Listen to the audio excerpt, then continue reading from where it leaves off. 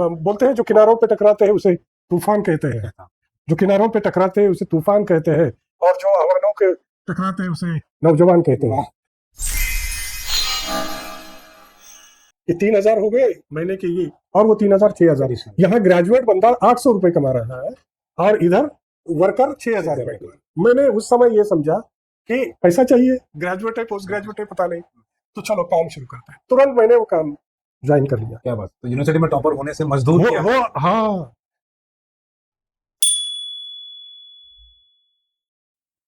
तो आइए आज हम आपको स्टॉप लॉस अवार्ड्स में मिलवाते हैं एक बहुत ही खास शख्सियत से, यशवंत मानखेड़कर सर, जो कि डिप्टी डायरेक्टर रह चुके हैं ministry of youth affairs and sports, government of India के। सर आपका बहुत बहुत स्वागत है। नमस्कार। और आपने, क्योंकि हमने पहले बात की, आपने, मुझे लगता है कि राष्ट्र सेवा का जो काम किया है, नेशन बिल्डिंग, वो उससे बेहतर मैंने आज तक एग्जाम्पल नहीं सुना है सर।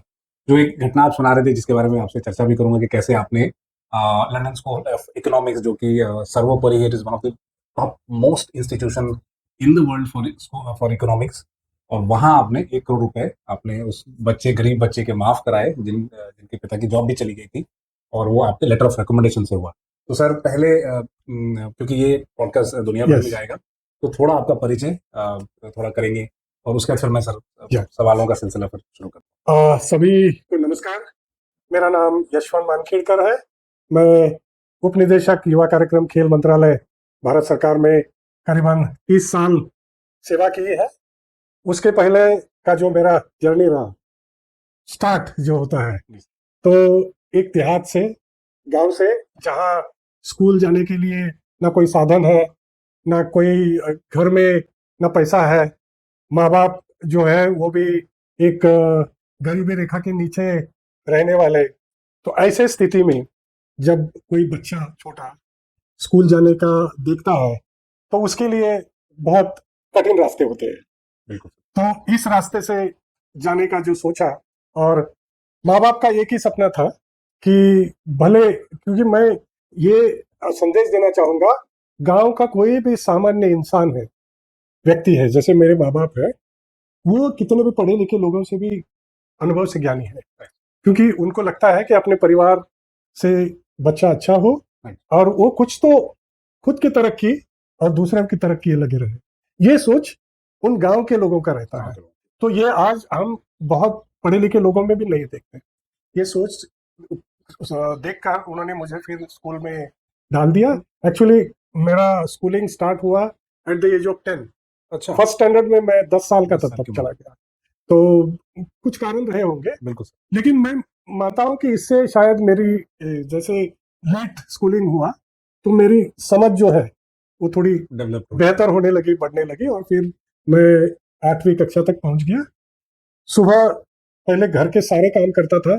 घर में 5 बजे उठने का, क्या बात, बकरियां, गाय, उनको चराने के लिए लेके जाने का, अच्छा, और 9 साढ़े 9 बजे तक ये सारा काम करते करते फिर 10 बजे स्कूल। तो आप शेड्यूल देखिए आज के जमाने के यूथ का और हमारा।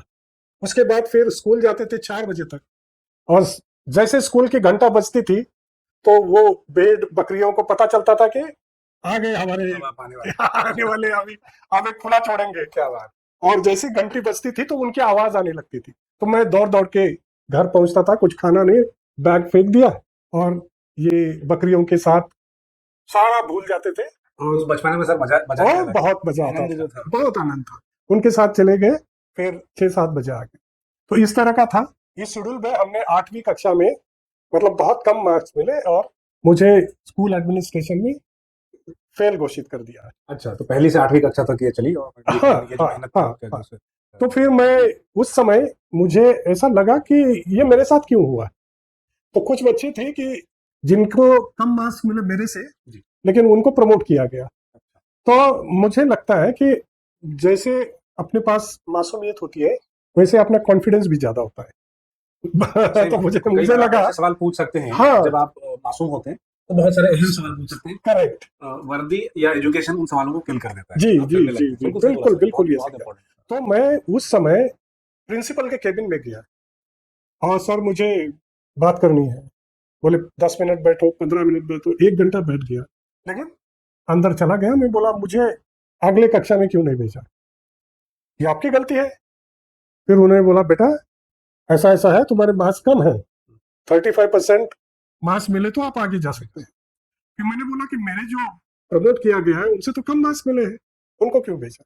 फिर उन्होंने एक्सप्लेनेशन दिया कि नहीं उनका नेचर अच्छा है, उनका अटेंडेंस अच्छा है, तो आप शरारती हो, नहीं क्या ऐसे सारी चीजें। फिर मैंने पूछा पास होने के लिए क्या चाहिए, 35 मार्क्स। वो मेरे दिमाग में बैठ गए और फिर मुझे ये लगा कि मेरे अगर हक के जो मार्क्स है 35 उससे आगे मैं लिया तो कोई बाल बाका नहीं कर रोक सकता, नहीं सकता। ना प्रिंसिपल रहो या कोई भी रहो। तो ये जो अनुभव का कॉन्फिडेंस है ये आया, और मैंने जब ये बकरी का काम था वो 1 घंटा पहले करता था, और स्कूल के दरवाजे पे जाके आज टीचर क्या पढ़ाने वाले हैं उसकी जानकारी लेता था और वो पढ़ता था। स्कूल में जाएंगे उसका दूसरा रिपीटेशन हुआ और वापस आते फिर पढ़ता था, तीसरा रिपीटेशन हो गया और मेरे मेमोरी में पूरा वो जो पाठ है वो बैठ जाता था। इससे बदलाव पर्सनालिटी में ये आया कि अगली परीक्षा 8वीं की मैंने जो दी उसमें मैं पूरे क्लास में सेकंड नंबर पे आया। ओहो, क्या जर्नी सर। और सारे स्कूल को हमारे अचंभित करने वाली घटना है, हमारे सारे स्कूल एडमिनिस्ट्रेशन मतलब चौंक गए कि क्या चमत्कार हुआ, ये जो ऐसा अनपढ़ बच्चा था ये तो अभी मेरिट में आ गया। क्या बात। और वो हमारे गांव में जाके हमारे आसपास के लोगों से बात किया कि ये बच्चे का क्या परिवर्तन का क्या कारण है। तो फिर उन्होंने बोला कि ये अभी पढ़ाई करता है, ये करता है। तो मैं ये कहना चाहता हूँ कि हर एक व्यक्ति टैलेंटेड है, कोई कमी नहीं है। जो कुदरत ने उसके पास जो इनबिल्ट दिया है ना, नॉलेज भरपूर है, उसको सही अवसर मिलना चाहिए। फिर ऐसे करते करते वहां से मेरी जर्नी तेज होती रही। 10th किया, फर्स्ट क्लास रहा। फिर 12th के लिए मैं गांव के पास वाला स्कूल नहीं चुना। मैंने ये सोचा कि वहां हमारा ग्रुप प्रेशर जो होता है ना, अपने फ्रेंड लोग होते हैं, तो अच्छे मिल गए तो हम अच्छा करेंगे, बुरे मिल गए तो बोलेंगे चलो सिगरेट पीएंगे, बिल्कुल सर। थोड़ा थोड़ा नशा करेंगे, इसी से फिर आदतें बिगड़ती जाती। तो मैंने ये सोचा हमारा लक्ष्य, मैं ये कहना चाहता हूँ कि उसी स्कूलिंग के समय अंदर अवेयरनेस आने लगी कि मुझे कुछ अच्छा करना है, और कंफर्ट जोन से बाहर कंफर्ट जोन से बाहर ये निकलना। कौन सा साल है सर? ये 83। ये रियलाइजेशन बहुत बड़ा रियलाइजेशन है। 83 में मैं चला गया, उदगीर नाम का एक जगह है लातूर में, और औरंगाबाद नंबर 1 वहाँ कॉलेज था, औरंगाबाद में सेकंड था उदगीर में। मैंने ये सोचा कि वहाँ एक प्रिंसिपल बहुत अच्छे हैं और वहाँ जाके मैं रहने लगा। हॉस्टल पसंद नहीं था, रूम कर ली, 10 रुपए का किराया, खुद खाना बनाता था 11वीं में, सारे काम करता था। और फिर प्रिंसिपल से जाके मिला, बोले सर मैं आपकी सेवा करना चाहता हूँ। मेरा मकसद ये था कि बड़े लोग कैसे रहते हैं, कैसा व्यवहार है, विचार क्या कहते हैं, उनकी पर्सनालिटी देख के हम सीख सकते हैं। तो उनके व्यवहार में आ गया। 12th मैंने वहीं से कर ली, किताबें नहीं थी उस समय, इलेक्शन चल रहा था, तो इलेक्शन के जो नेताओं के पेपर है ना, उसके पीछे वाली जो जगह है वो खाली रहती है, उस पर मैं 12वीं के जो प्रैक्टिस पेपर लिखता था। क्या बात, बहुत बढ़िया उपयोग सर। पॉलिटिशियंस के, हाँ पॉलिटिशियन के जो पेपर्स हैं जो उस समय तो यूज में नहीं आएंगे इलेक्शन के बाद, तो हम उसका उपयोग करके उसमें मैं प्रैक्टिस करता था। फिर 12th करा लिया और मैं प्रिंसिपल साहब से बोला सर मुझे आगे पढ़ाई करनी है, आप मुझे थोड़ा बताइए। उन्हें बोला बेटा इंजीनियरिंग अभी टॉप में चल रहा है, मेडिकल टॉप में चल रहा है, और ये सारे विकास के बड़े बड़े कोर्सेस हैं, आप क्या करना चाहते हैं। तो मैंने कहा कि मुझे कुछ समाज में बदलाव करने का काम चाहिए। तो उन्होंने बोला कि लातूर में बसवेश्वर कॉलेज है, वहाँ नया बैचलर ऑफ सोशल वर्क का कोर्स शुरू हुआ है, आप जाइए वहाँ पे। और मैं वहाँ पे गया। वहाँ जाने के बाद, क्योंकि मैंने जैसे मेरी घर की परिस्थिति बताई ना, माँ बाप खर्चा नहीं कर पाते थे, उनके हिसाब से तो उन्होंने बहुत किया, लेकिन जो आगे उच्च शिक्षा लेनी है उसका खर्चा बहुत होता था। फिर मैं bachelor of social work BSW में एंट्री करा ली, लेकिन खर्चा ज्यादा था।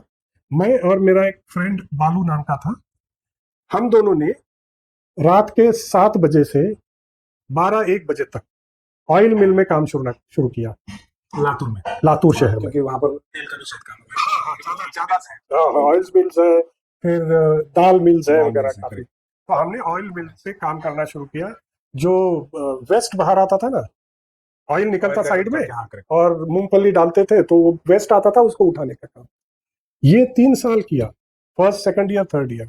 और मैं वही काम करते करते पढ़ाई करता था, पैसे आते थे, किताबें परचेस करता था, माँ बाप के लिए भी छुट्टी में जा रहे तो कुछ गिफ्ट चीजें लेके ले जाता था। क्या बात, क्या मेरे अच्छे अच्छे दोस्त जिनके पास जमींदार दोस्त, पैसा नहीं आया तो मेरे पास तो पैसे थे, तो बात, मैं उनको भी मदद करता था क्या बात। उसी समय। ओहो, और दोस्त लोग भी बोलते थे कि अरे यशवंत तो अच्छे घर का है, उसके पास हमेशा पैसे रहते हैं।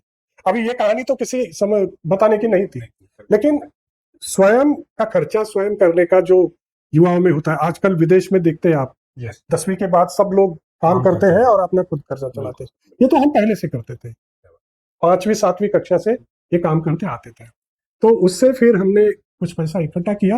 आप यकीन मानिए, ये करते करते कभी कभी स्कूल बंद हो जाता था। जी। तो मेरे एक बहुत नेक प्रोफेसर थे, सेठे नाम साहब, डॉक्टर सेठे जी, बहुत प्यार करते थे मेरे से। और मैं काम करता था तो कभी थकान हो गई, मैं एक दिन क्या हुआ कि मैं कॉलेज में नहीं हूँ, लेकिन वो मेरा एग्जाम्पल दे रहे हैं। अगर अच्छा रहना है, सिंसियरिटी होनी है, एक नेक युवा होना है, तो यशवंत जैसा होना चाहिए। तो मेरा उमाकांत मनगिरे नाम का एक मित्र था, अभी भी वो है, वो अभी उद्योगपति है। अच्छा, उन्होंने बोल दिया कि सर वो तो क्लास में नहीं है, आप तो उसकी तारीफ कर रही है। बोले वो आया नहीं तो मुझे पता है, लेकिन गुण जो है, हर टीचर को गुड मॉर्निंग ग्रीट करना, तो उन्होंने ये देखा कि व्यक्ति की गुण जो है सबसे महत्वपूर्ण है। उसकी गलती छोटी मोटी हुई हो सकती है, लेकिन आज के नव युवाओं में ये अलग अलग गुण है, इसको अस्मदास करने की जरूरत है। और हम अगर किसी को अच्छा ग्रीट करेंगे, अच्छा बोलेंगे, अच्छा बात करेंगे, किसी की सेवा करेंगे, तो वो रिटर्न में आपको आता है। तो मेरी ग्रेजुएशन हो गई और ऑर्डर ऑफ मेरिट में यूनिवर्सिटी में मैं फर्स्ट आ गया। ओहो, क्या बात। ये कौन सा साल है सर? ये 88, दिस इज 80, 1988। चुके हैं। हाँ हाँ 83 से 88। हाँ। तो 88 में मैं ग्रेजुएट हुआ, वहां से आ गया पुणे का सफर। अच्छा, पुणे पहुंच गया। पुणे पहुंचते पहुंचते फिर हमको ये लगा कि चलो Tata institute of social work जो है, साइंसेस है, वो तो वर्ल्ड में नंबर 1 है, वहां जाएंगे।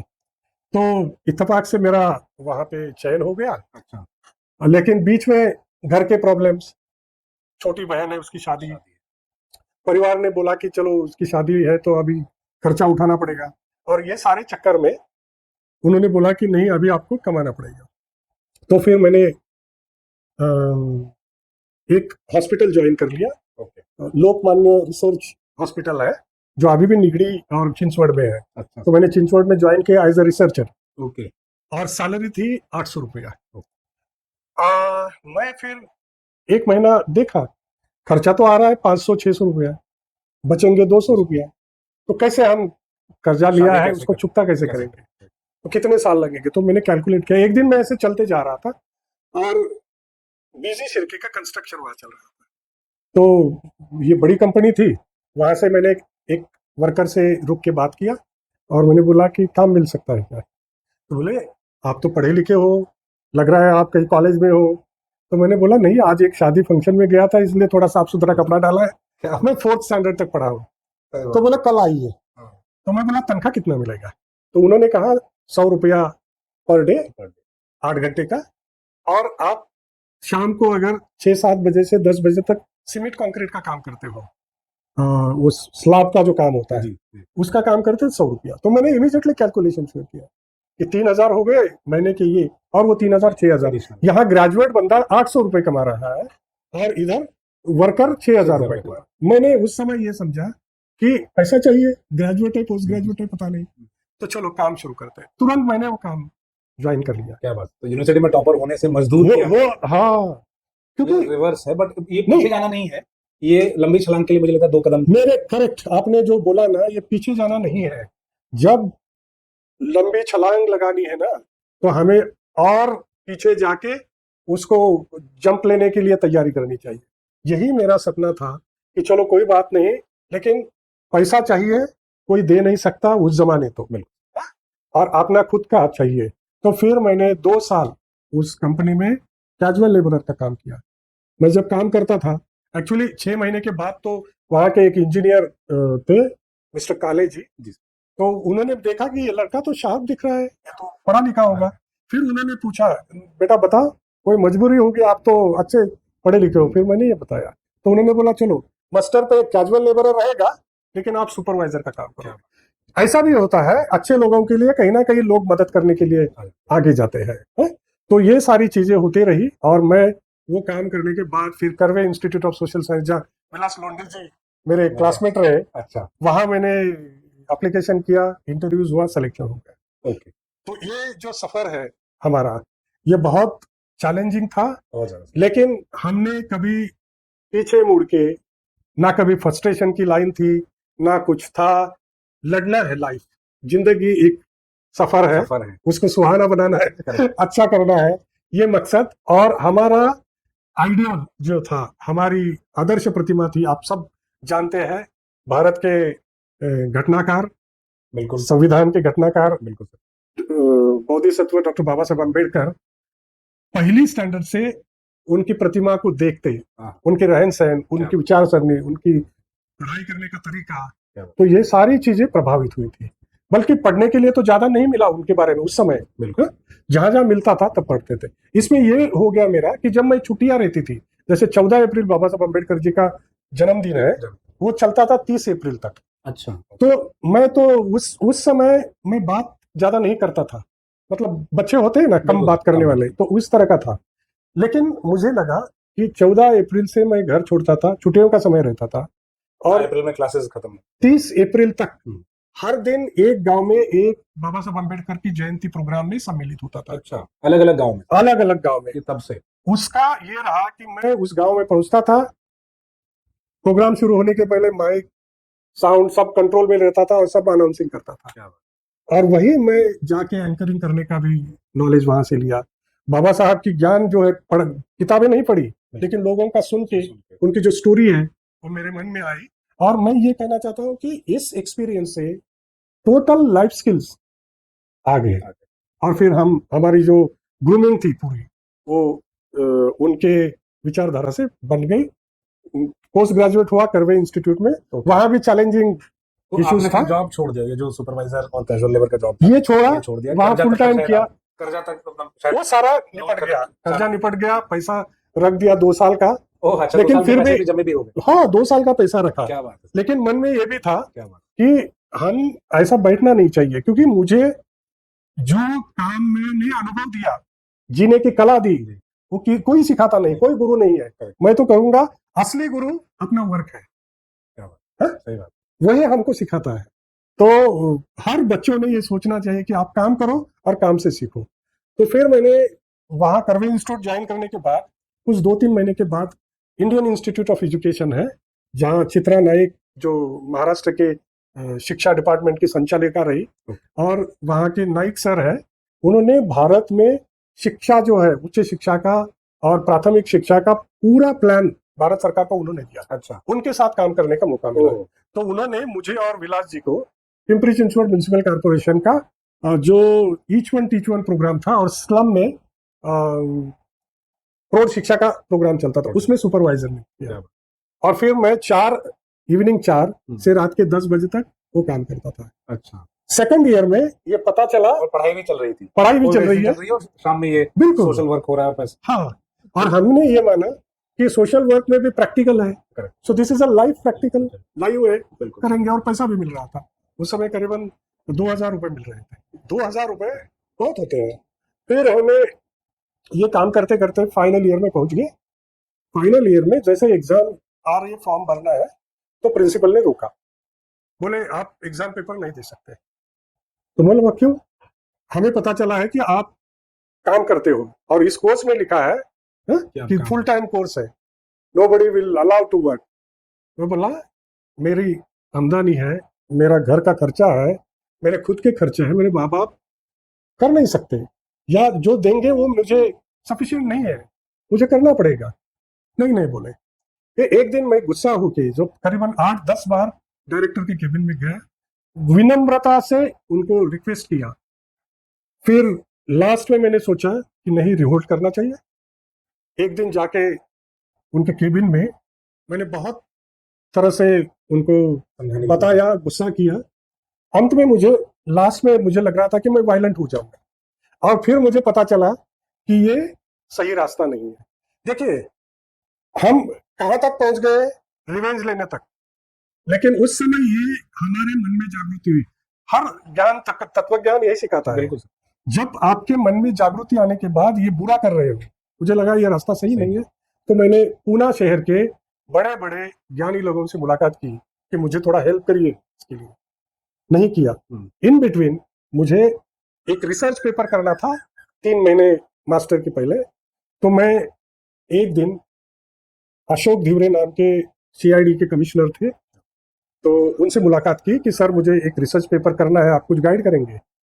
तो उन्होंने बोला कि मेरे पास आप क्या रिसर्च करना चाहोगे? तो मैंने बोला ऐसा ऐसा एक टॉपिक लेना है, सेलेक्ट करना है।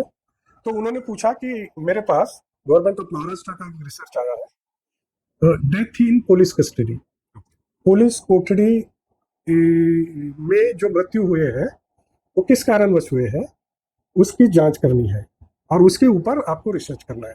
एक तो डेथ का कारण बताना है, दूसरा उसके परिवार पे क्या गुजरा होगा।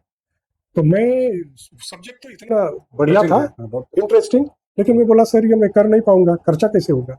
सर ने बोला नहीं, इसमें गवर्नमेंट ने प्रावधान किया है, आपको इस रिसर्च के बाद 1 लाख रुपए मिलेगा। ओह, क्या बात।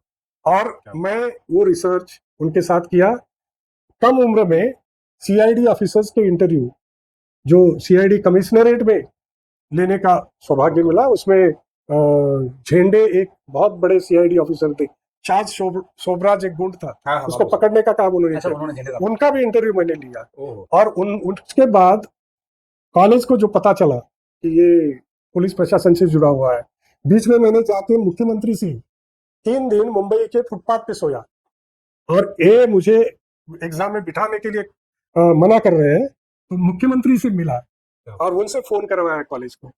तो मतलब कितना लाइफ में स्ट्रगल है। हर हर मतलब कमाने के लिए भी, आपके हक की लड़ाई के लिए भी आपको स्ट्रगल करना पड़ा और मुख्यमंत्री तक जाना पड़ा। हाँ, हाँ, और लोग अच्छे होते हैं, उन्होंने तुरंत फोन करके कॉलेज को बोला, मेरा एग्जाम की जो फॉर्म भरना है वो कंप्लीट हो गया, और मैं पढ़ाई करके, जो विलास जी और ऐसे हमारे बहुत सारे दोस्त थे, तो हम सारे देहात से, गांव से, इधर उधर से आए हुए थे। तो एक ग्रुप था जो गरीबी रेखा के आसपास वाला, एक ग्रुप था बहुत रिच वाला। तो हम लोग मिलके अंग्रेजी सीखते थे, हिंदी सीखते थे, बात करने का तरीका करते थे, तो एक टीम वर्क बहुत अच्छा हुआ। और मैं यकीन से कहना चाहता हूँ कि ऐसे हालात में मुंबई पूना यूनिवर्सिटी से फर्स्ट क्लास डिग्री मैंने हासिल कर ली। और मेरा तरीका ये था, 6 महीना पहले से मैंने एप्लीकेशन डालना शुरू किया। एग्जाम होते होते रिजल्ट जुलाई में डिक्लेयर हुआ, एग्जाम हो गई अप्रैल मई में, मेरे पास करीबन 10 ऑर्डर थे कि यहाँ नौकरी के लिए आप आए। तो मतलब बच्चे बोलते हैं कि हमें नौकरी नहीं मिल रही है, हाँ? बहुत सारे प्रयास करना पड़ता है। था, मुझे ऐसा लगा कि बिल्कुल सही कहा सर। जो व्यक्ति सिस्टमेटिकली प्लान करता है उसके करियर का, अभी हमें तो किसी ने सिखाया नहीं, लेकिन खुद की शिक्षा बहुत बेहतर रहती है। बहुत बार अगर अपनी ओन अवेयरनेस जो है वो तो दुनिया में किसी गुरु से भी बेहतर है। हाँ, आप तो मानो, जैसे मैंने बाबा साहब अम्बेडकर जी को, महात्मा ज्योतिबा फुले जी है, छत्रपति शाहू महाराज है, ये तो आदर्श रहे समाज में, तो उनके गुण तो लो, लेकिन अपने अंदर को एक मजबूत बनाओ। गुरु अंदर बैठा है। सही, गुरु अंदर बैठा है, तो खुद को गुरु मानो, और अब तो दीप भव, स्वयं दीप भव, जो बुद्धा ने कहा है कि आप ही खुद स्वयं प्रकाशित बन जाओ, सारे हल, प्रश्न का हल वही है। तो मुझे लगता है कि ये जर्नी हमें अपना खुद के पैरों पे खड़ा होने का रास्ता दिखाती है। ये जर्नी जो है बहुत रोचक यानी इंटरेस्टिंग होती जा रही है जी। इसमें सीआईडी का प्रोजेक्ट भी आ गया, इसमें आपने फुटपाथ पे भी जो है आपने प्रदर्शन कर दिया, मुख्यमंत्री जी से भी मिले, और डिग्री भी कंप्लीट हुई है ना, और उसके बाद 10 जॉब्स ग्रेजुएशन से पहले आ गए, जो कि प्लान जो मैंने बोला कि हाँ, डिग्री के पहले, डिग्री से पहले आ गए। और ये सब डिफिकल्टी, ऐसा तो नहीं कि डिफिकल्टी कम हो गई होगी लाइफ में, तो चैलेंजेस आपको उस टाइम में भी होंगे कि अब आगे क्या करना है। तो मुझे लगा कि इंटरेस्टिंग स्टोरी जो है बहुत बहुत रोचक होते जा रही थी। तो इसके बाद फिर कैसे? इसके बाद तो बहुत रोचक बातें आने लगी। अच्छा। मैं फिर कास्प्लान नाम की एक इंटरनेशनल एजेंसी है, हम्म। वहाँ के जो इंचार्ज रहे शरद चंद्र गोखले, जी। जिनका नाम पूरे विश्व में एज ए सोशल साइंटिस्ट था, Right. उन्होंने कास्प शुरू की थी, प्लान जेनेवा बेस्ड ऑर्गेनाइजेशन थी। Okay. तो उसमें मैंने इंटरव्यू दे दिया, करीबन 200 से ज्यादा लोगों ने अप्लाई किया था। क्या बात। रिटन टेस्ट उन्होंने ली, role of social worker in community development, English में पेपर था। हम तो गांव के थे, लेकिन लिखने की जो कला थी तो वो तो हमने खुद डेवलप की थी। Correct. तो मैंने पेपर लिखा, आ गए। सोचा मिलेगा तो ठीक है, नहीं मिलेगा ठीक है। इतने कूल Yes. थे, कभी टेंशन नाम की चीज हमें छुई नहीं और छुएगी भी नहीं। Correct. अभी सब बोलते हैं कि बच्चों को भी टेंशन है, सबको टेंशन है। हाँ? उस मुद्दे पे आएंगे सर। वो मुद्दा बहुत बड़ा है। तो फिर मैंने वो जो जॉब था तो उसमें मैं बोला चलो जाके चेक करते हैं लिस्ट में क्या है। तो मेरिट लिस्ट निकाली थी, जी। मैंने देखा यशवंत का नाम सबसे पहले। अरे वाह, क्या बात है। ये मैं ये अनुभव है। इसलिए मैं कहना चाह रहा हूँ कि किसी भी देहात से, किसी गांव से, किसी भी परिस्थिति से व्यक्ति आता है, मेहनत करता है Correct. और सिस्टमैटिक करता है तो वो सक्सेसफुल रहेगा। और ये मेरी अनुभव मैं- बोल रहा था सर। हाँ? अनुभव बोल रहा था। अनुभव नंबर बोल वन रहा था, था। अनुभव। परफेक्ट परफेक्ट आपने बोला कि ये अनुभव आपको कॉन्फिडेंस देता है, अनुभव आपको आगे जाने का रास्ता देता है। Correct. तो ये चीजें आ गई और मैं वहां ज्वाइन कर लिया। क्या बात। 3 महीना हुआ join So from a casual worker to Geneva based organization, जो आप इंटरनेशनल ऑर्गेनाइजेशन में। बहुत बड़ी जर्नी सर। बहुत बड़ी। 360 डिग्री से भी ज्यादा, मतलब 720 डिग्री का टर्न है शायद। और वो ऑर्गेनाइजेशन भारत में सोशल वर्क करने वाली एनजीओज में सबसे तनख्वाह ज्यादा देने वाली ऑर्गेनाइजेशन। क्या बात। आई वाज गेटिंग हाईएस्ट पे ओहो, उस समय। amazing. और 3 महीने के बाद 200 तो 500 ऑफिसर से हमारी अलिस कास्ट्रो नाम की डायरेक्टर थी उस समय, उन्होंने मेरा कामकाज देखा। तो अंग्रेजी तो कम आती थी, लेकिन देखो भाषा कहीं नहीं है, आपकी काम करने की कला, आपकी मेहनत, आपकी लगन, वो बहुत इंपॉर्टेंट है। उन्होंने देखा ये बच्चा बहुत शानदार है। एक इंटरनेशनल कॉन्फ्रेंस रही, जी। एक्चुअली वो दिल्ली में हुई, उसमें करीबन 52-58 कंट्रीज के लोग आने वाले थे।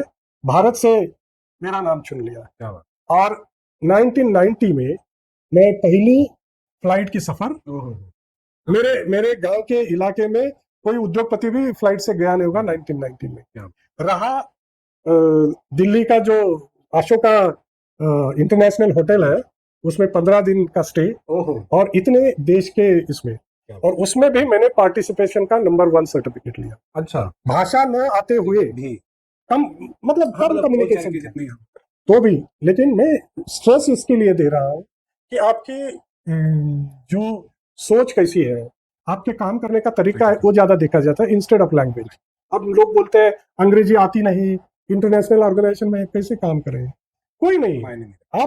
आपका जज्बा होना चाहिए काम करने। तो वहां से मैं आ गया, पहुंचा पुणे। तो मेरे ऑफिस में एक साउथ इंडिया से खूबसूरत लड़की आई हुई थी, बोले ज्वाइनिंग के लिए भेजा है मुझे।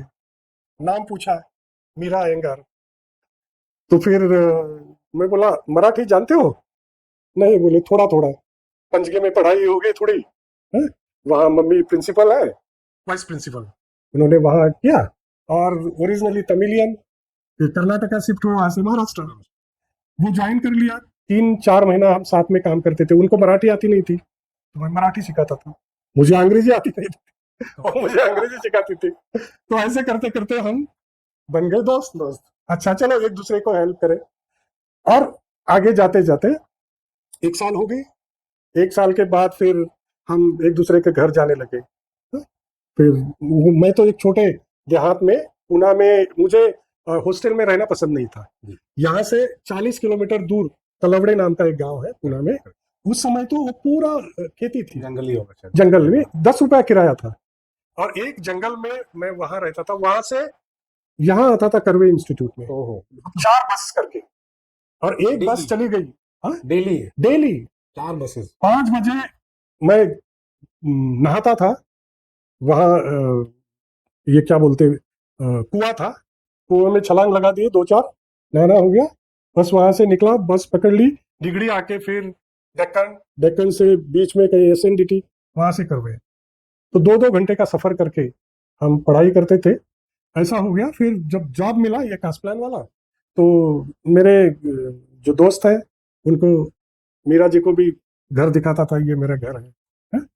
लेकिन ये बता रहा हूँ कि उनका तो ग्रूमिंग अलग था। अलग था बिल्कुल, दो उनकी अलग पढ़ाई background से आप- इंटरनेशनल स्कूल, न्यूएरा इंटरनेशनल स्कूल, जहाँ तारे जमीन पर फिल्म बनी, अच्छा और okay. सबसे बेहतरीन स्कूल है पंचगनी में। वहाँ उनकी स्कूल है। मदर वाइस प्रिंसिपल है, फादर रेलवे में इंजीनियर है, और ब्राह्मण है, तो उनकी नेचुरली सारी फैसिलिटीज मिली होंगी। लेकिन मैंने समझा कि चलो अच्छे दोस्त मिले हैं तो करेंगे। ऐसे करते करते फिर सोच थोड़ी अच्छी होने लगी, और कुछ समय में हमने सोचा कि चलो क्यों ना हम लाइफ भर के दोस्ती को पार्टनर रिश्ते बने। में उसमें हमारे विलास लोंडे जी मेरे बहुत करीबी मित्र हैं। सर ने बताया कि साइकिल से पत्रिका बांटी थी। तो फिर आगे सारी जिम्मेदारी उनके ऊपर आ गई। लेकिन ये मैं जब हम प्रपोज करने गए, ये भी रोचक घटना है। दो कम्युनिटी अलग, एक तो राज्य अलग, कम्युनिटी अलग, और सारी कल्चर अलग। मैं तो सिंपल घर में रहने वाला, और ये इनका तो परिवार ऐसा था। मैं जब गया, मैंने बोला कि अभी हम दोनों के तो विचार हो गए कि चलो हम कुछ क्रांति करने जा रहे हैं। वो तो घर वालों को पसंद नहीं होगी, मेरे माँ बाप को भी नहीं होगी। तो माँ बाप को बोला तो बोले नहीं, हमें पसंद नहीं है। फिर हमने सोचा चलो हिम्मत करके, 2-3 बार उनको बताया था, लेकिन एक दिन चला जाता। तो मैं गया पंचगिनी, दोनों मेरे सास ससुर होने वाले वो सामने बैठे हैं, मुलाकात चल रही है। क्या करोगे, क्या तुम्हारा गोल है, कमाओगे कितना, ये तो हमारा ऐसा संस्कार है, आप संभाल नहीं पाओगे, आप ये नहीं करोगे, नहीं क्या ये चलेगा। इंटरव्यू चल रही है। चल रही है इंटरव्यू 3 घंटे तक। अच्छा ठीक है। तो मैं इंटरव्यू देते रहा। अंत में मैं बोला कि मेरी हिम्मत है हर चीज करने की, आप मान जाओ।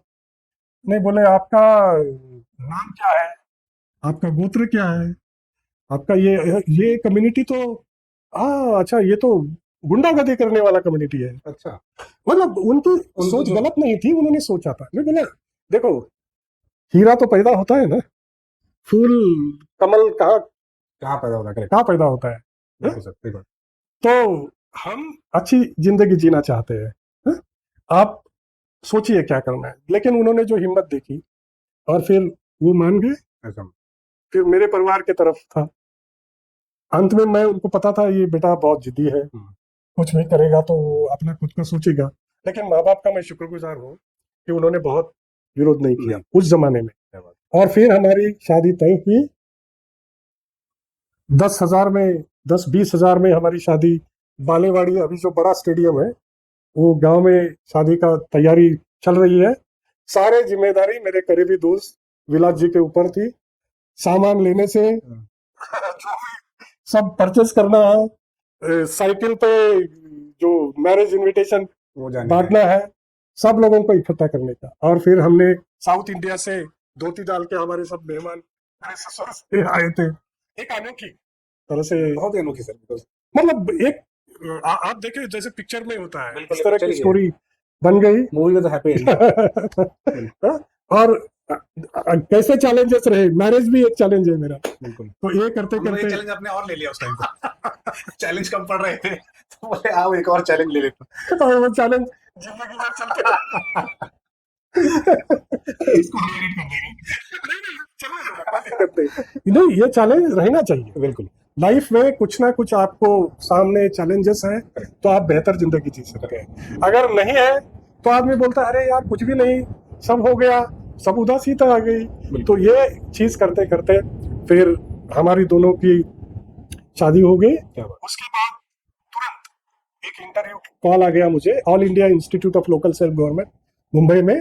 वहाँ जो नगर पालिका और नगर परिषद के चीफ ऑफिसर, बीडीओज को प्रशिक्षण दिया जाता था। तो वहाँ एक पद आया सीनियर फैकल्टी, दूसरा आया जूनियर फैकल्टी। तो मैंने आवेदन भेज दिया। 5 साल का एक्सपीरियंस था। सीनियर फैकल्टी के लिए उनको 15 साल का एक्सपीरियंस चाहिए, और जूनियर फैकल्टी के लिए 5 साल का। तो मैं जूनियर फैकल्टी के लिए qualification wise, experience wise fit था। मैंने डाल दिया आवेदन, डाल दिया। और कुछ दिन के बाद इंटरव्यू कॉल आया। मंत्रालय में इंटरव्यू थे, अर्बन डेवलपमेंट के सेक्रेटरी यूनाइटेड नेशन के representative and all India institute के डायरेक्टर जनरल। 3-4 लोग पैनल में थे। मेरी आदत थी हर समय मुलाकात जब देनी है तो अगर 9 बजे का समय है तो मैं 8 बजे पहुंचता था। तो मैं जल्दी पहुंच गया, लेकिन वहां अंत में मेरा इंटरव्यू रहा। तो वो इंटरव्यू जब लास्ट में हो रहा है तो सारे जो एक्सपर्ट हैं वो तो थक गए होंगे, रिलैक्स मोड में रहते हैं, रिलैक्स मोड में रहते हैं, अभी तो सिलेक्शन में आ गए, इसका तो ले लेते हैं। तो फिर अंत में मेरा इंटरव्यू चलने लगा। मेरी ये जर्नी जो है उन्होंने बताया कि टेल अस अबाउट योरसेल्फ, आपकी जर्नी बताइए। शॉर्ट में मैंने ये जर्नी बताई तो इतना रोचक होते रहा। 1.5 घंटा इंटरव्यू चल रहा, अराउंड 90 मिनट तो मुलाकात चलती रही। अंत में मुझे पैनल ने पूछा, mister Yashwant, why you have not applied for the post of senior faculty? तो मैंने बोला, सर ये बहुत सिंपल सा सवाल है, आपकी कंडीशन में मैं बैठता नहीं हूँ, यहाँ तो 5 साल का एक्सपीरियंस है और मास्टर डिग्री है, इसलिए मैंने ये कर दिया। नहीं बोले, अगर आपका चयन होता है तो क्या करोगे? बोला, चयन इससे बड़े पद पे भी होता है ना, तो मैं मेहनत लगन से ईमानदारी से काम करूंगा और रिजल्ट दूंगा। आप यकीन मानिए, उसी पैनल ने उसी समय मुझे बोला, you will be likely to be selected. ये कॉन्फिडेंस, आत्मविश्वास जो है कितना आएगा व्यक्ति को। लेकिन शादी हो चुकी थी, अभी मैं इतना क्या बोलते हैं एक्साइटमेंट में बाहर आया तो तुरंत फोन किया वाइफ को, बोला हो गया सिलेक्शन। तो क्या सीनियर फैकल्टी। इनको बोला, मदर इन लॉ को, सास को फोन किया, बोला इंटरव्यू हो गया, सिलेक्शन भी बोल दिया। 1 महीना हुआ, नो ऑर्डर। 2 महीना हुआ, कोई आदेश नहीं। 3 महीना हो गया। मैं जब घर जाता था तो फिर सारे मजाक करते थे, वो आ गए सीनियर फैकल्टी। कितना ऐसा कोई होता है, जूनियर के लिए अप्लाई किया है, सीनियर का सिलेक्शन हो गया है, क्या बात कर रहे हो, मतलब मजाक करते। लेकिन मेरा कॉन्फिडेंस भरा हुआ, नहीं बोला हो सकता है। फिर मैंने उस समय लैंडलाइन फोन उठाया मंत्रालय में और बोला, यार क्या कर रहे हो, मेरा तो मजाक उठा रहे सब जगह, सीनियर फैकल्टी, क्या नाम है तुम्हारा? सो मेरा उस समय का नाम यशवंत कामले था, बाद में गांव का नाम लिया। तो बोले नाम चेक करते हैं, नाम चेक किया, बोले नहीं आप तो सेलेक्टेड हो, अच्छा you are in the merit list. तो मैं बोला, यार सिलेक्टेड है लेकिन 3 महीने ऑर्डर क्यों नहीं? तो बोले जो हमारे डायरेक्टर जनरल है वो तो विदेश में चले गए, वो जब आएंगे तब सिग्नेचर करेंगे। और फिर 15 दिन के बाद आए, उन्होंने सीनियर फैकल्टी की ऑर्डर निकाली, मैं ज्वाइन कर लिया मुंबई में, एरावड़ा के स्लम में काम करने वाला। उसी एरिया में हम ये कास्ट प्लान का काम करते थे, बच्चों का विकास का। वो पहुंच गया एक ऑल इंडिया इंस्टीट्यूट में एज ए सीनियर फैकल्टी, एक सेपरेट केबिन। और जैसे मुझे हमारे स्टाफ ने लेके गए ना, तो सारी चीजें दिखाने के लिए, तो मुझे लाइब्रेरी में लेके गया स्टाफ। तो लाइब्रेरी वाले ने रोका मुझे, बोले हट जाइए हट जाइए हट जाइए। मैं बोला क्यों? तो बोले हट जाइए, सीनियर फैकल्टी आ गए ना तो उनके लिए हम खड़े हैं। मतलब मैं सीनियर फैकल्टी मतलब ये करिश्मा है सर, ये बिल्कुल अपने पर्सनालिटी का, अपने विचारों का और आपका जो प्रभाव है, तो उनका अनुभव बोलता है, अनुभव सिखाता है। तो मैं सीनियर फैकल्टी वहां काम किया। और ये कौन सा साल हो गया सर अभी? ये 93 94 उसी समय काफी दोस्तों ने ये युवा कार्यक्रम खेल मंत्रालय का जो नेहरू युवा केंद्र संगठन है, उसमें डिस्ट्रिक्ट यूथ ऑफिसर, पहले डिस्ट्रिक्ट यूथ कोऑर्डिनेटर करते थे, अभी डिस्ट्रिक्ट यूथ ऑफिसर की पोस्ट है, ग्रेड ए पोजीशन की, उसका आवेदन आ गया एम्प्लॉयमेंट न्यूज में। तो हमारी आदत थी लगे रहो, बिल्कुल प्रयास जारी रहे। उसी समय भी हमने यहाँ सेटिस्फाई नहीं था, यहाँ मेरे पास मेयर डेवलपमेंट का प्रोग्राम था। तो जो नए मेयर्स हैं उनको अपने शहर के बारे में, पब्लिक को कैसे तुम इन्वॉल्व कर सकते हो, पीपल्स पार्टिसिपेशन कैसे ले सकते हो विकास की प्रक्रिया में, वो काम था। तो मैं मेयर को पढ़ाता था। तो लगता था 40 मेयर को बुलाया, 4 रहते थे, बाकी मंत्रालय इधर उधर चले जाता था। तो मैंने उसी समय में जान लिया कि अगर कुछ काम करना है तो युवाओं के साथ अच्छा है। और बीच में ये नेहरू युवा केंद्र का अपॉर्चुनिटी आ गया, अप्लाई किया। वहाँ फिर तैयारी शुरू हुई हमारी, मेरे रिटर्न टेस्ट हुई। उस समय तो पता नहीं था रिटर्न टेस्ट का रिजल्ट कैसा है। रिटर्न टेस्ट हुई, फिर हमारा एक इंटरव्यू बड़ौदा में हुआ, एक मुलाकात हमारी दिल्ली में हुई, और लास्ट में हमारा नरेंद्रपुर कोलकाता में अच्छा। इंटरव्यू फाइनल रखा। तो मेरे पास कुछ पैसे नहीं थे जाने के लिए, मैं ऐसे ही दोस्तों से, शायद विलास जी से भी मैंने पैसे मांगे, और ट्रेन रिजर्वेशन नहीं है, ट्रेन पकड़ रहा था, ट्रेन निकल गई, भागते भागते उसको कैच किया, इनफैक्ट बीच में थोड़ा गिर भी गया, ओहो। और पहुंच गया कलकत्ता। कलकत्ता जाते हैं तो मैं सारे इंटरव्यूज हो रहे 3 दिन तक।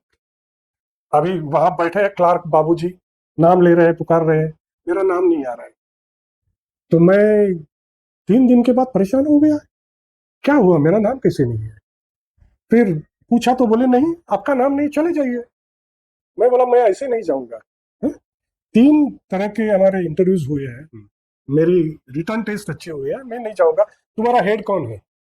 तो मैंने ये पूछा, तो वो बोले हम हेड का नंबर नहीं दे सकते। लैंडलाइन से जाके मैंने करीबन 50 फोन दिल्ली हेडक्वार्टर किए, मुख्यालय में, मुझे महानिदेशक महोदय से बात करनी। और उस समय ये सारी देखने के बाद एक ने महानिदेशक महोदय से फोन वार्तालाप करने का दिया, मेरी फाइल गायब वहां से। अच्छा। और महानिदेशक ने देखा लिस्ट में ये लड़का तो फर्स्ट है, नंबर 1 है।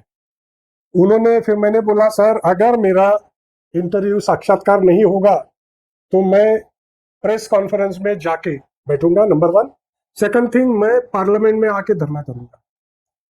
और महानिदेशक को तो डिसीजन लेना था फाइल पे, तो ये देश में हमारे बैच में सबसे मेरिट में आगे था मैं। इसके हालात ये है, सोचिए आप।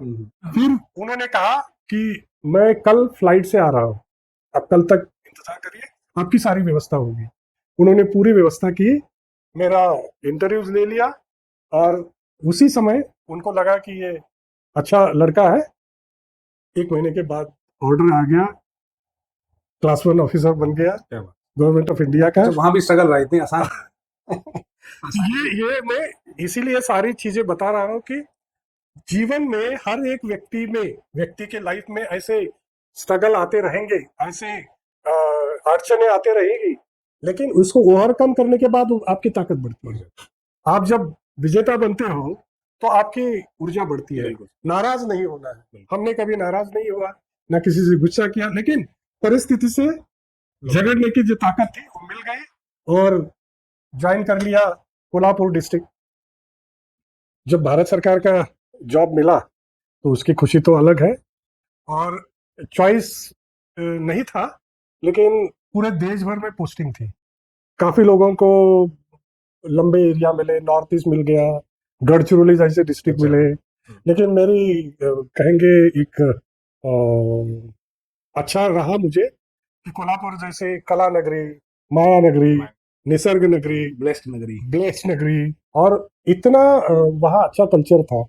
तो उसमें वो भी ऑफिस मिला कलेक्ट्रेट, मतलब नेहरू युवा केंद्र का जो हेडक्वार्टर था वो जिलाधिकारी कार्यालय में था, और प्रशासन का तो वो गढ़ है। बिल्कुल एक नई एज में या युवा की एज में जब मैं ज्वाइन हुआ, उस समय एक अच्छा कार्यालय मिलना ये भी बहुत बढ़िया होता है। मैंने जब ज्वाइन किया, अतुल निकम हमारे अभी स्टेट डायरेक्टर है सिक्किम और छत्तीसगढ़ की, वो मेरे पहले वहाँ काम करते थे, उनसे मैंने चार्ज लिया।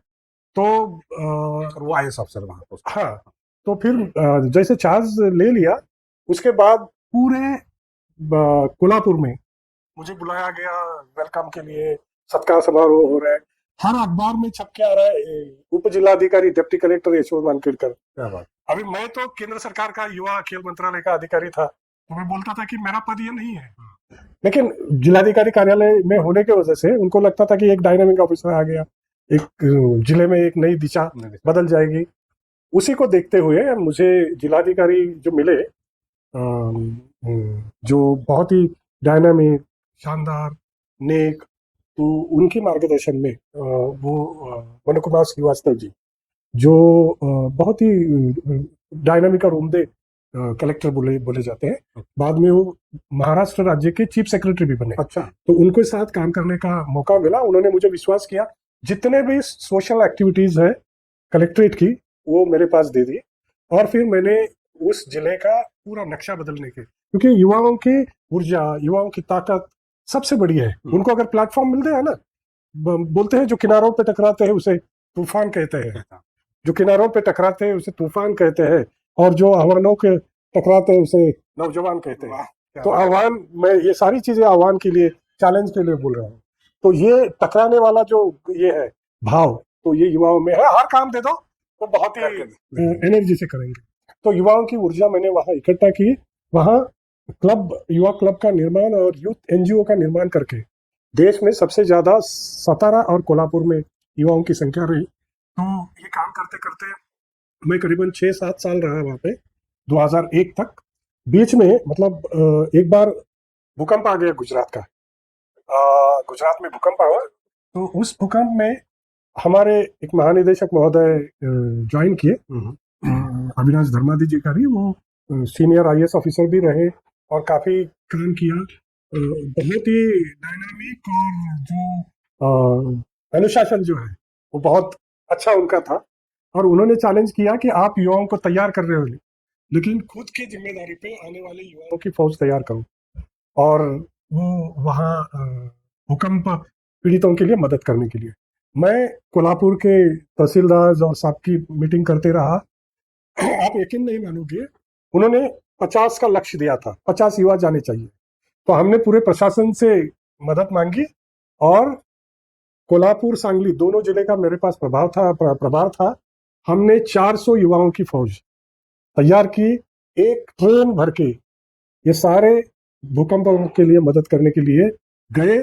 मतलब युवा शक्ति क्या बदलाव कर सकती है, ये एक बहुत बड़ा अचीवमेंट का काम हमने वहां किया।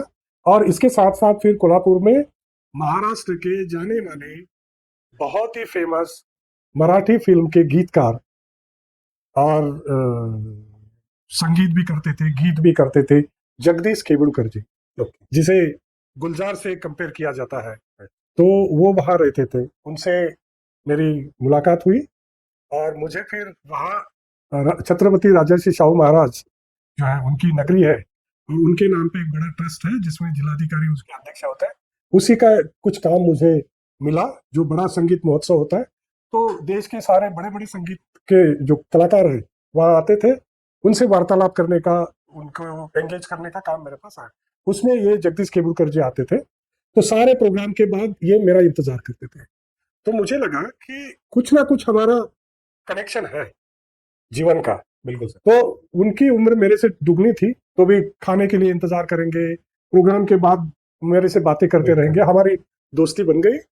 और 1994 से, उसके पहले तो मैं जानता था, लेकिन ज्यादा दोस्ती वहां से शुरू हुई। और फिर हम जहां भी महाराष्ट्र में युवाओं के साथ प्रोग्राम करते हैं, इतने बड़े कलाकार आते थे। उन्होंने जितने फिल्म के गाने लिखे, करीबन 300 से ज्यादा फिल्म के गाने लिखे, 6000 से ज्यादा कविताएं लिखी है? और महाराष्ट्र में तो उनकी कविताएं, गाने अजरामर है? तो ऐसे गीतकार के साथ काम करने का मौका मिला। उनका देहांत हुआ 2011 में। और उस समय एक बार जब बीमार थे, तब मैं मिलने गया, और उन्होंने मुझे बोला कि मेरा काम, मेरा परिवार तो लेके जाएगा, लेकिन मेरा काम जो है अधूरा, आपको कहीं ना कहीं अप्रकाशित उनका साहित्य है, गीत है, उसी को आगे जाके करना है। तो बीच में मैं जब जॉब में था, तभी मैंने उनके नाम पे शब्द प्रभु जगदीश केवड़कर प्रतिष्ठान बनाया। क्या बात। और प्रतिष्ठान बनने के बाद 25 किताबें, उनकी बिटिया जो है अंगाई केवड़कर, वो सचिव रही, मैं अध्यक्ष रहा, और काफी कलाकार उसमें आ गए। तो हमने सारी तैयारी करके उनके जो स्मृति दिन के समय एक ही दिन 25 पुस्तकों का निर्माण किया, पब्लिकेशन 25 किताबें, ये करीबन वर्ल्ड रिकॉर्ड ही माना जाता है। तो इस तरह से काम करने का मौका, मतलब कला के क्षेत्र में योगदान देने का, जुड़ने का एक कोल्हापुर में ये सारी चीजें मिली। वहां से फिर मैं कोल्हापुर करते करते गोवा मेरे पास 3 साल के लिए 97 टू 2001 तक मेरे पास एडिशनल चार्ज आया, अतिरिक्त प्रभार। तो गोवा आप जानते हैं दोनों शहर इतने अच्छे हैं। मैं वहाँ काम कर रहा था, एक दिन एक युवा कार्यालय में आता है, उसका नाम है डॉक्टर प्रमोद सावंत, और मैं कहीं मीटिंग में व्यस्त था, 1 घंटा इंतजार करता है, लेकिन मैंने देख लिया कोई बहुत ही नेक उम्दा युवा दिख रहा है जिसके ऊपर तेज है, वो कोई साधारण नहीं है। तो मैंने उनको अंदर बुलाया, पहली हमारी मुलाकात उनसे हुई, और वो युवा BA MS उनकी पढ़ाई हुई थी, और अपने गोवा के नागरिकों को अपना जो ज्ञान है डॉक्टर होने के बाद भी समाज के लिए काम करना चाहते थे, इसलिए नेहरू युवा केंद्र में आए और उन्होंने अपनी संस्था बनाई और काम करते रहे। उनको जिला स्तर का पुरस्कार, राज्य स्तर का पुरस्कार मिला, और गोवा के जो टॉप लोग हैं राजनीति में उनसे जुड़ने का मौका मिला। आज वो सबसे सक्सेसफुल चीफ मिनिस्टर के नाम पे प्रमोद सावंत जी है। और मुझे अच्छा क्या लगता है जी। कि यहाँ से तैयार होने के बाद अपने विधानसभा में वो वहाँ के विधानसभा के स्पीकर भी रहे, देश के यंगेस्ट स्पीकर रहे, क्या बात। और वो बोलते हैं कि मुझे नेहरू युवा केंद्र ने तैयार किया है, इन अधिकारियों ने मुझे सपोर्ट दिया है। तो ये बहुत बड़ी बात होती है, जिस डिपार्टमेंट से आए वो CM बनने के बाद भी उसका ध्यान रखते हैं। तो ये 2 जिले होने के बाद फिर मैं पुणे आया। पुणे जब आने का ऐसा हुआ कि मैंने सोचा था अभी कोल्हापुर अच्छा है, यहाँ सेटल हो जाए, कोल्हापुर में बस जाएंगे। बीच में हमारे देश के जाने माने IAS ऑफिसर अविनाश धर्माधिकारी जी, उनकी महानिदेशक डायरेक्टर जनरल ऑफ NYKS पूरे भारत के लिए नियुक्ति हो गई, और वो दिल्ली पहुंच गए। वहां से उन्होंने देखा कि महाराष्ट्र और देश में अच्छे ऑफिसर्स कौन कौन है, उसकी लिस्ट निकाली। तो उनको पहले से ही थोड़ा पता था, और ऑफिसर से जानकारी लेने के बाद पता चला यशवंत मानकेड़कर है, तो उन्होंने संदेश भेजा और बोले नहीं, पुणे आपको आना है। फाइनली घर से बात की और ट्रांसफर लेके पुणे आ गए। पुणे वापस आ गए। यस, तो पुणे तो मेरी शिक्षा की भूमि है, कर्म भूमि कहेंगे, विद्या की भूमि है। छत्रपति शिवाजी महाराज, साहू फुले, अंबेडकर, इनके विचारों की, और मेरी शादी भी यहाँ हुई। तो प्रेम वाली भी भूमि है। प्रेम वाली भी भूमि है, तो आनंद ही आनंद है, मैं यहाँ आया। तो नियति सर आपको जिनसे जुड़ना था, मुझे ऐसा लग रहा है कि मिलवाती जा रही थी, आप काम के लिए जुझारू थे, आप काम करना चाह रहे थे और वैसे लोगों से मिलवा रहे थे। मतलब अभी प्रेजेंट CM से आप मिले, फिर धर्माधिकारी साहब से मिले, तो मुझे लग रहा है शायद नियति भी चाह रही है आपको पुश कर रही थी किसी मुझे मौका जो है, जो देखो, जो हर व्यक्ति आगे कुछ बढ़ने का कोशिश करता है उसको नियति अपॉर्चुनिटी देती है, उसको नॉक करना, उसको पकड़ना अपना काम है। तो मैं आ गया पुणे जैसे शहर में, कि जहाँ मतलब देश का सबसे खूबसूरत शहर, सारी चीजें बदल सकते हैं। और पुणे में इत्तेफाक से मैं ज्वाइन कर लिया। विलास लोंढे जी जो मेरे मित्र है, वो महिला आर्थिक विकास महामंडल जो विभाग है वहाँ जिला समन्वय अधिकारी रहे। तो हम दोनों ने, एक महिलाओं का क्षेत्र है, एक युवाओं का क्षेत्र, पूरे पुणे में इतना बदलाव किया। तो प्रशासन चाहता था कि ये दोनों डिपार्टमेंट हर इसमें इन्वॉल्व हुए, और ये करते करते हम, मेरा एक दोस्त है जो हम दोनों का, विलास लोंढे जी का और हमारा, अरुण अल्लाट, तो बीच में पढ़ाई होने के बाद उनको कोई क्या बोलते हैं कि पैर में कोई दर्द था, तो उसमें उन्होंने ससून में ऑपरेशन करा लिया। तो ऑपरेशन उनका फेल हो गया, तो हम लोगों को पता नहीं था, विलास जी को पता था। मैं जब ज्वाइन किया तो मैं जा रहा था बाइक पे, और बस से एक आदमी अपाहिज बना है, वो नीचे उतर रहा है, तो मैंने देखा तो अरुण अल्लाट है। फिर हम लोगों ने तय किया कि हमारा दोस्त, उसके पहले तो हमने ससून में जाके 6 महीना उसकी सेवा की। मतलब दोस्ती की मिसाल क्या है, दोस्त जाकर आप लोगों से सेवा की और जॉब में थी। हाँ, मतलब जब वो बीमार था उस समय भी ये किया, लेकिन अपाहिज बनने के बाद फिर हम दोस्त लोगों ने पैसा इकट्ठा किया और उसको 3 व्हीलर, हमारे डिस्ट्रिक्ट कलेक्टर यहाँ के जो थे, बाद में वो MPSC जो है, महाराष्ट्र पब्लिक सर्विस कमीशन, उसके चेयरमैन बने, उनके हाथ से उनको ये जो 3 व्हीलर दे दिए। और फिर वो दीपक रब की नाम एक संस्था है, उसमें वो अपनी जिंदगी जीने लगे। तो दोस्त लोग एक दूसरे को कितना मदद करते हैं, इसमें से ये चीज हो गई। फिर बहुत इंपॉर्टेंट मैसेज है सर। हाँ, फिर मैं नासिक शहर जो है, वहाँ मुझे एक व्यवसाय प्रशिक्षण केंद्र, करीबन 28-30 सेंटर्स खोलने थे, और उस सेंटर में मैं जब गया तो पता चला कि ये सेंटर में करप्शन हो गया है और बाकी सारी चीज़ें गलत हो गई है, डॉक्यूमेंटेशन गलत हुआ है। और मैंने जांच करना शुरू की। मैं सेंटर पे बिना बताए, जैसे सीआईडी और पुलिस यंत्रणा जाती है वैसे चला जाता था, किसी को पता नहीं था। ये करते करते फिर मैंने रिपोर्ट प्रशासन को बताना चाहिए, वहाँ के डिस्ट्रिक्ट कलेक्टर महोदय को सारी रिपोर्ट भेजी गई। और फिर जो अपोजिट पार्टी थी जिन्होंने करप्शन किया था वो मुझे धमकाने लगे, मुझे परेशान करने लगे। और मैं फिर जिलाधिकारी महोदय से मांग की कि इसकी जांच होनी चाहिए। और उन्होंने 7-8 जिलाधिकारी उप जिलाधिकारी महोदय को नियुक्त किया गया कि इसकी जांच करें, और सारे ने इसको गलत साबित किया। ये रिपोर्ट मैंने भारत सरकार को और युवा खेल मंत्रालय को भेजी। फिर जब पता चला कि इतना बड़ा सा कांड होने के बाद मुझे परेशानी होगी, वो उनके मैसेजेस ये सारी चीज मैंने प्रशासन को दिखाई। जिलाधिकारी महोदय ने एसपी महोदय को आदेश किया कि इन अधिकारियों को जो अच्छे काम कर रहे हैं उसको प्रोटेक्शन दीजिए जहां भी जिले में जाए। तो मतलब नासिक का किस्सा ऐसा है कि देश में पहली बार जिला युवा अधिकारी या जिला युवा समन्वयक वहां कहते थे, उसी को देश में पहली बार पुलिस प्रोटेक्शन अच्छे काम के लिए मिला। इसका मतलब ये है कि आप नेक काम करोगे, अच्छा काम करोगे तो सारी कायनात, सारा प्रशासन आपके साथ रहता है। तो युवाओं को उनके अधिकार, उनको बोलने का हक, उनको जो चाहिए वो सारी चीज देने का काम अगर प्रशासन करता है तो ये देश का युवा करिश्मा कर सकता है। और हम बोलते हैं कि पूरे विश्व में सबसे अच्छा युवा जो है वो भारत का है। आज भी संस्कार है, आज भी समाज के लिए करता है, आज भी पे बैक टू सोसाइटी करता है, आज भी स्वयं सेवा करता है। ये नेहरू युवा केंद्र का मेन मकसद यही था कि लोगों की सेवा करना, पे बैक टू सोसाइटी करना। तो ये बहुत अच्छा काम मैंने नासिक में किया।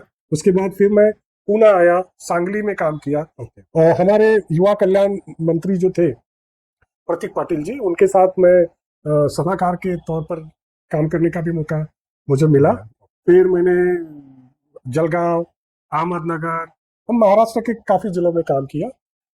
बीच में मुझे 2011 में 2013 में भारत सरकार के सचिव महोदय ने मेरा चयन किया। चाइना और हमारे मैत्रीपूर्ण संबंध होने चाहिए, और ये कौन करता है तो नई पीढ़ी। तो देश के युवाओं को चाइना जाने का मौका मिल रहा था। भारत सरकार youth international youth exchange programme चलाती थी, तो उसमें मुझे भेजा गया। और 100 लोगों की, युवाओं की टीम, उसमें अच्छे जाने माने पत्रकार थे, सामाजिक कार्यकर्ता थे, युवा कार्यकर्ता थे, स्पोर्ट्समैन थे। यूपीएससी में जो टॉपर आए हैं, आईएएस आईपीएस बन गए, वो उसमें थे। और वो चाइना में जाके हमने करीबन 8-10 दिन उन देश की सिचुएशन देखी, चाइना कैसा डेवलप हो रहा है, उनका इंफ्रास्ट्रक्चर कैसा डेवलप है, उसमें से कुछ अच्छा लेके हम भारत को विकसित करें, ये चीज। और ये कौन सा साल था सर? ये 2013 2013 तो ये मौका मुझे मिला। फिर काफी देश में भारत का प्रतिनिधित्व मैंने किया। और हमारा एक बहुत अच्छा प्रोग्राम चलता है, राष्ट्रीय युवा महोत्सव, जिसमें पूरे देश के जिला, विभाग, राज्य और राष्ट्रीय, तो तीनों स्तर से जो युवा अपनी प्रतिभा में प्रथम आते हैं उनको राष्ट्रीय युवा पुरस्कार में भेजा जाता है। तो उसका हर जगह में सिलेक्शन मेरा होता था, वो मैनेजमेंट कमेटी में, और राष्ट्रीय युवा महोत्सव को भी हम अच्छी तरह से काम करते थे। कुल मिला के युवाओं का नेतृत्व विकास, युवाओं की प्रतिभा को चांस देना, युवाओं को प्लेटफॉर्म देना, सबसे अहम जो बात है, हमारे युवाओं को अगर उनकी पहचान मिल गई, उनको सम्मान मिल गया, तो युवा बहुत ऊर्जावान बन सकता है। एक कार्य को लेते हुए मैंने बहुत अच्छा काम किया। और फिर मुझे 2003 में, वैसे सबसे जूनियर ऑफिसर था तब, मुझे सबसे पहले पुणे विभाग का उप विभागीय उप संचालक के पद पे नियुक्त किया गया 2003 में। हाँ, उसके बाद फिर रेगुलर प्रमोशन होके मैं पुणे, मुंबई और महाराष्ट्र का भी कामकाज उस कार्यक्रम में देखता था। तो ये सारी चीजें नेहरू युवा केंद्र के साथ और प्रशासन के साथ काम करने के बाद, इसमें सब जो अहम भूमिका है ना, एक विभाग पूरा बदलाव नहीं कर सकता है। आपको देश में या जिले में कुछ बदलना है तो सारे प्रशासन को एक साथ लेना पड़ेगा, जिसको हम कोऑर्डिनेशन, कन्वर्जेंस बोलेंगे। तो कन्वर्जेंस की मास्टरी हमने हासिल की। और स्कूल कॉलेज प्रशासन सबको इकट्ठा लेके एक अच्छे रूप में। इसमें भी मुझे लगता है सर युवाओं के लिए मैसेज है, हाँ कोऑर्डिनेशन हाँ हाँ, अमंगस्ट ऑल। Correct correct. अभी नए पीढ़ी को ये सीखना है। बहुत लोग बोलते हैं कि हम एक्सपर्ट एक फील्ड में हैं, ठीक है एक्सपर्ट तो है, लेकिन आज के जमाने में convergence and coordination is the biggest skill. तो ये स्किल इस प्रोग्राम से लेके हमने एक युवाओं के विकास के लिए पूरे देश में पूरे महाराष्ट्र में बड़ी अच्छी सी मुहिम चलाई और उसके सक्सेस भी हमने पा लिया। हमने ये सोचा ये सरकारी मोनोटोनस जॉब नहीं है, हमें एक अच्छा मौका मिला है इस देश के युवाओं को एक स्टेटस देने का, उनको सम्मान देने का। और सम्मान मिलने के बाद करिश्मा होता है। तो मुझे लगता है ऐसे काफी उदाहरण हमारे पास है। सक्सेस स्टोरी में मैंने एक गोवा की बात की, सीएम साहब की आपने बताई। सीएम साहब गोवा के जो है प्रेजेंट भी है, उनकी दी। महाराष्ट्र में काफी जो है सक्सेस स्टोरीज। देखिए नेहरू युवा केंद्र और युवा कार्यक्रम खेल मंत्रालय मेजरली नेहरू युवा केंद्र और एनएसएस दोनों युवाओं की व्यक्तित्व में बदलाव करने का काम करते हैं। हाँ, एक भाग है। दूसरा बदलाव कैसे करना है, तो ज्ञान देके, ज्ञान तो चाहिए, ज्ञान के अलावा और एक इम्पोर्टेंट चीज है अनुभव। अनुभव ही अपना गुरु। हाँ, अभी आप देख रहे हो सारे इंडस्ट्रियलिस्ट है, बहुत बड़े लोग हैं, अनुभव से आगे गए। तो पहली बार देश का एक विभाग युवाओं को एक्सपीरियंशियल लर्निंग देता है। पहले फील्ड में जाओ, काम करो, भाषण सीखना है, लोगों के साथ जाके बात करो। पढ़ाई करने से तो होगा ही, लेकिन प्रैक्टिकल करो। इस तरह से युवाओं को मौका दिया और आज कल नेहरू युवा केंद्र से जुड़े हुए करीबन 1 करोड़ से ज्यादा, अच्छा 1 करोड़ से ज्यादा युवा अभी कोविड के जैसे जमाने में 1.5 करोड़ युवाओं ने योगदान दिया। 1.5 करोड़ युवाओं ने योगदान दिया। 3 लाख एनजीओज इसके साथ जुड़ी, मतलब विश्व में सबसे बड़ा संगठन इसको माना जाता है। तो ये सारी चीजें करते करते जैसे मैं बोल रहा हूँ, फील्ड वर्क किया है, एक्चुअल फील्ड वर्क किया है। गांव-गांव में जाके गांव के विकास में भागीदारी, अपना गांव है, अपने गांव में विकसित कैसे करें। मतलब देखिए विकास दूसरा कोई कर नहीं सकता, बिल्कुल अपनी कम्युनिटी, अपना समाज, अपना गांव, अपने लोगों ने करना चाहिए। सो लोगों की भागीदारी इसमें बहुत अहम भूमिका रही। तो मैं जो उदाहरण दे रहा हूँ कि नेहरू युवा केंद्र ने गांव के लीडर्स तैयार किए, जिला स्तर पर लीडर तैयार किए, नेशनल लीडर तैयार किए। उसके साथ साथ यूपीएससी एमपीएससी जो कॉम्पिटिटिव एग्जाम में एडमिनिस्ट्रेटिव कम्युनिटी है उसको खड़ा करने का काम किया। Teacher, professors, educational institute, educationalist, ये सारे हुए।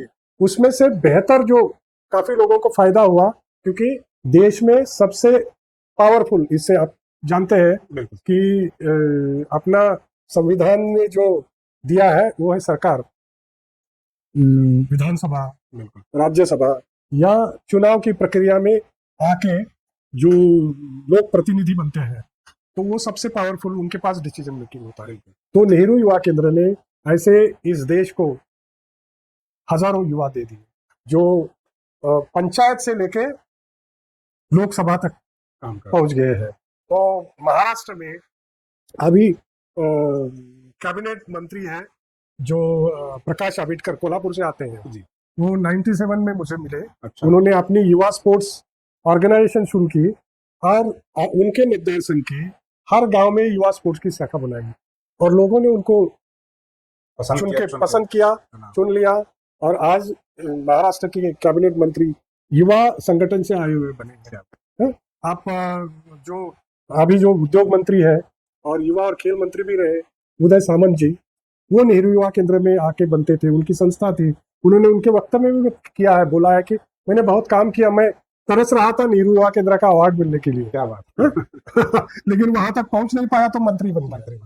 तो महाराष्ट्र के सारे डिसीजन मेकिंग में आज ये युवा जो थे अभी विधानसभा में बने हुए हैं। इम्पोर्टेंट सर डिसीजन मेकिंग, पिछले साल में जो डिसीजन मेकिंग में हमारे जिला, राज्य और राष्ट्रीय पुरस्कार जिनको मिला, एक युवा जिन्होंने अपनी नोबेल नाम की एक ग्रुप ऑफ इंस्टीट्यूशन शुरू किए, पिंपरी चिंचवड से आते हैं, अमित गोरखी। तो उन्होंने तो चुनाव नहीं लड़ा, लेकिन राज्यपाल नियुक्त जो 12 सदस्य होते हैं उसमें से उनको MLC चुना गया क्या बात और वो काम कर रहे हैं।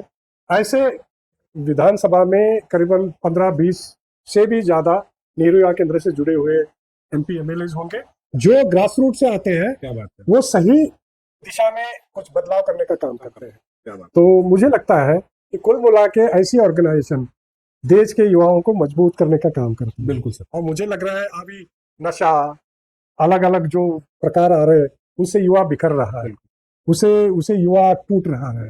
तो युवाओं को समाज के साथ जोड़ के उसकी ताकत बढ़ाने का काम है। लोग बोलते हैं युवा नशा कर रहा है, उसको इन लोगों के साथ बिठाइए, छूट देगा सारी नशे। जैसे मैंने वो एक गांव बोला कि बेताल है, हम पढ़ाई कर रहे थे 10 दिन उस गांव में, हम 25 दोस्त लोग चले गए और गांव का नक्शा 10 दिन में बदल गया।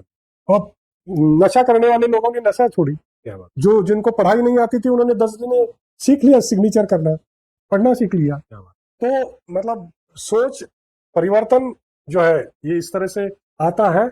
और मैं और एक उदाहरण देना चाहूंगा कि बिल्कुल नेशनल यूथ अवार्डी जो है देश के, उसमें नेहरू युवा केंद्र के इसमें काम करने वाले काफी नेशनल यूथ अवार्डीज बने। पूना में 10-12 नेशनल यूथ अवार्डीज है, जिसमें पूना के अच्छे काम करने वाले डॉक्टर मिलिंद भोई है, डॉक्टर शंतनु जगदाले है, उनसे सीनियर नेशनल यूथ अवार्डी है हमारे हितेंद्र सोमानी जी, है? इनका नाम लिया वो है। फिर अभी प्रवीण निकम की जी की कहानी ऐसी है, जी सर, इंजीनियरिंग में प्रवेश मिलने के बाद भी वो इंजीनियरिंग करने का मन नहीं था, छोड़ दिया। और एक बार कोई ऐसा करता है तो उसको समाज से, परिवार से दूर किया जाता है। वो लड़के को, उस युवाओं को किसी ने बताया कि एक नेहरू युवा केंद्र ऐसा ऐसा है और वहाँ एक अधिकारी बैठे हैं, उनसे मुलाकात करे। और प्रवीण निकम को उनके दोस्त ने, मेरे पास सेलार उनका नाम है, तो उन्होंने प्रवीण को मेरे पास लेके आए। आने के बाद मतलब मैं देखता हूँ कि एक युवा, उसमें क्या खूबी है, उसमें क्या टैलेंट है, ऐसे बात करते करते पता चलता है। तो मुझे पता चला कि ये यूनिक है, ये कुछ अलग है, हटके। इंजीनियरिंग में ये नहीं रुकेगा, इसको समाज की रचना बदलनी है, देश को बदलाव करना है, तो ऐसे युवाओं को मौका दे। तुरंत मैंने उनको नेशनल यूथ वॉलंटियर हमारे पास स्कीम थी उसमें इंक्लूड किया। 3-4 महीना उन्होंने काम करने के बाद इनको चांस मिला माल्टा में जाने का, इंटरनेशनल कॉन्फ्रेंस में।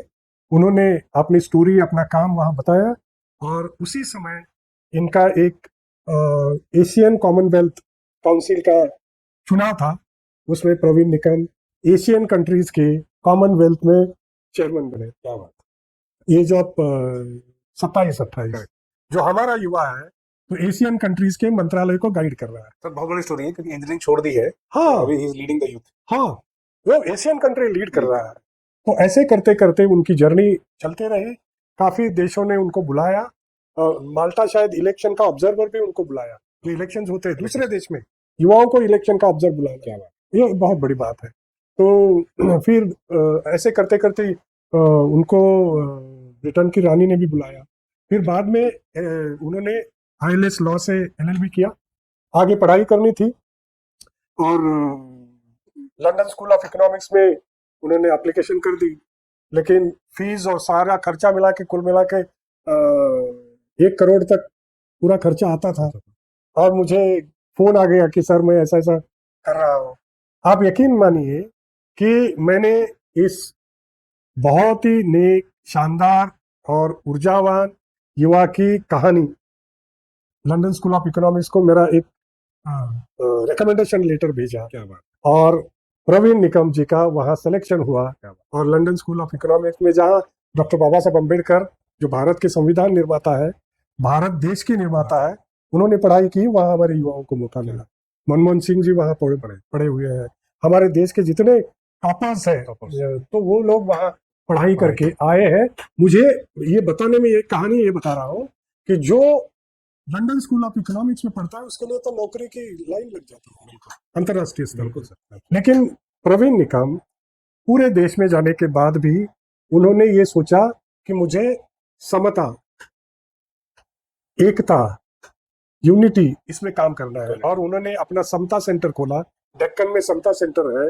वो मतलब आप देख रहे हैं आज के जमाने में कम्युनल वायलेंस कितना है, Correct. लोगों में जात धर्म पंथ के ऊपर तनाव कितने हैं। तो आज प्रेम, भाईचारा, सहिष्णुता और समता, इसकी जरूरत है।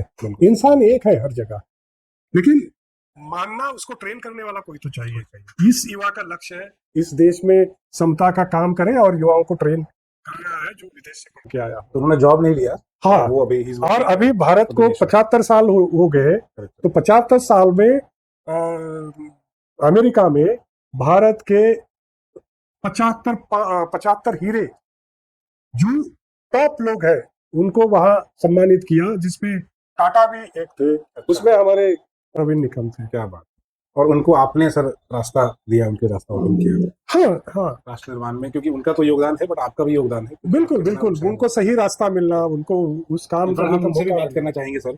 क्योंकि जैसा आप जानते हैं जो हमने अवार्ड रखा है स्टॉप लॉस अवार्ड, जी जी, तो जिसने भी किसी को गाइड किया, गलत रास्ते से बचाया, गुमराह होने से बचाया, या वो सिर्फ स्टॉप लॉस लोगों को लगता है कि सिर्फ फाइनेंशियल टर्म है, लेकिन करियर गाइडेंस, मेंटरिंग, गुमराह होने से बचाना, वो भी एक लॉस होने से बचाना है।